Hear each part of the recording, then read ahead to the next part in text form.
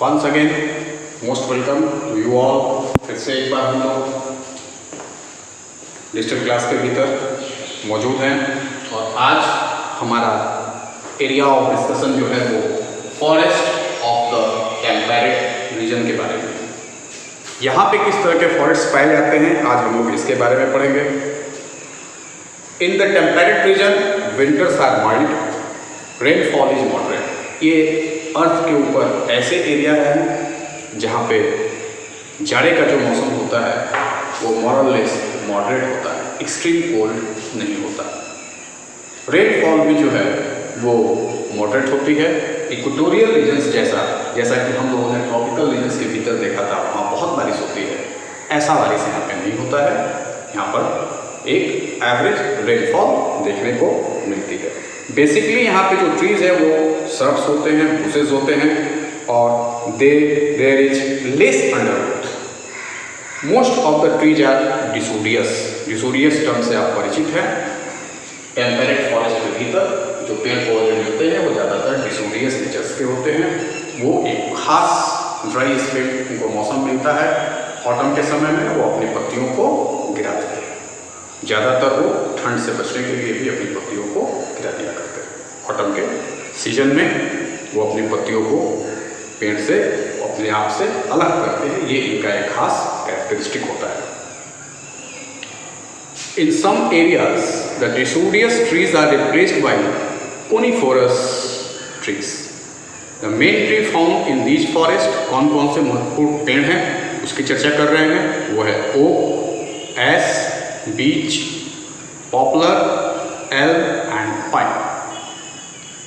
बहुत सारे एरियाज में जो फॉरेस्ट है उसको क्लियर करके लोग वहाँ पे खेती बाड़ी का भी काम करते हैं, जंगलों को काटते हैं और अनाज के उत्पादन के लिए वो खेती का भी काम करते हैं, कल्टीवेशन करते हैं। लेकिन ये सही नहीं है। हमें फॉरेस्ट एरिया को खेती के पर्पज के लिए वनों को काटना नहीं चाहिए। हम इसे वनों को काट दें और इसके जगह पे हम अनाज की खेती करने के लिए या फिर और किसी काम के लिए फॉरेस्ट एरिया को क्लियर करें और ह्यूमन एक्टिविटीज़ के लिए उसको यूज करें। ये सही नहीं है, ऐसा नहीं करना चाहिए। Hardwood evergreen trees which are widely spaced are found in the Mediterranean Sea, Mediterranean region. Mediterranean region में इस तरह के पेड़ पौधे ज़्यादा मिलते हैं। The important trees found in Mediterranean region are olive, cork, oak and stone pine. तो ये टेम्परेट रीजन्स के भीतर पाए जाने वाले कुछ इम्पॉर्टेंट पेड़ पौधे थे। इम्पॉर्टेंट कैरेक्टरिस्टिक से यदि हम बात करते हैं तो हम लोगों ने यहाँ पे ये देखा कि टेम्परेट रीजन्स में जो फॉरेस्ट है वो बेसिकली अर्थ के ऊपर ऐसे एरिया भी हैं जहाँ विंटर बहुत हार्श नहीं होता है, मॉडरेट होता है। रेनफॉल भी बहुत हैवी नहीं है, वो भी मॉडरेट है। साथ ही साथ एक और कैरेक्टरिस्टिक्स देखने को मिली, यहाँ के जो जंगल हैं वो डिसोडियस नेचर के हैं, पतझड़ वाले नेचर के हैं। वो अपनी पत्तियों को ऑटम के सीजन में गिरा देते हैं। ये एक इम्पॉर्टेंट कैरेक्टरिस्टिक है। ह्यूमन एक्टिविटी की भी थोड़ी सी बात कर लें। यहाँ पर बहुत सारे लोग जो है वो ऐसे फॉरेस्ट को क्लियर करके एग्रीकल्चर लैंड के रूप में उसको इस्तेमाल करते हैं, लेकिन ये प्रैक्टिस सही नहीं है। ज़्यादातर मेडिटेरियन रीजन्स के भीतर हम लोग olive, cork and stone pine के वृक्ष को हम लोग देखते हैं।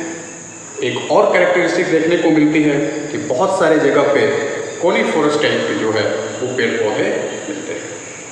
तो ये एक स्पेशल कैरेक्टरिस्टिक्स है हमारा टेम्परेट रीजन्स में जो फॉरेस्ट पाए जाते हैं उसके बारे में। अगली वीडियो में हम फिर मिलेंगे और वहाँ पर हम लोग टाइगर रीजन, उसके बाद डेजर्ट वेजिटेशन और टुंड्रा वेजिटेशन के बारे में पढ़ेंगे। आप नेट के ऊपर बहुत सारे इंटरेस्टिंग फैक्ट्स और बहुत सारी जानकारियाँ हमारे फॉरेस्ट को लेकर है। वर्ल्ड में कितने फॉरेस्ट है, किस तरह के फॉरेस्ट है, क्या उनके प्लांट्स है। वाइल्ड लाइफ पढ़ेंगे तो हम लोग वहाँ पे देखेंगे कि उन फॉरेस्ट के भीतर किस तरह के वाइल्ड लाइफ देखने को मिलती है। इस सारी चीज़ों के बारे में आप खुद से भी थोड़ा इन्फॉर्मेशन एक्सेस करिए।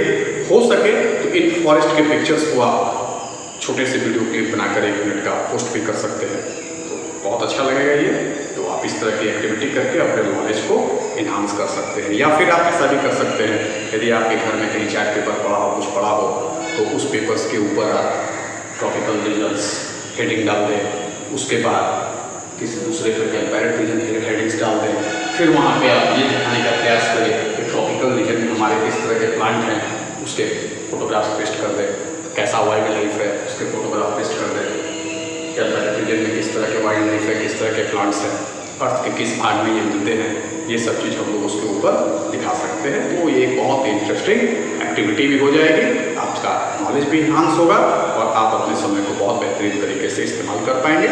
तो मैं समझ रहा हूँ कि आप में बहुत सारी क्रिएटिविटी है और आप इसको करेंगे। आज के लिए बस इतना ही। Okay, thank you, have a nice day.